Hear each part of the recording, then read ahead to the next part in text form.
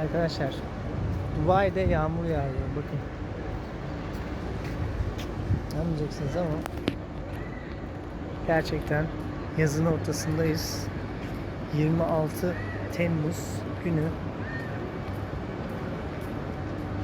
Sıcaklardan bunalmış bir vaziyetteyiz. Şu anda yağmur yağıyor. Bulutları da görüyor musunuz? Şöylesi. Bulutlar. Şöyle az bakın. Görüyorsunuz değil mi? Çok iyi değil mi? Sonunda geldi bereket.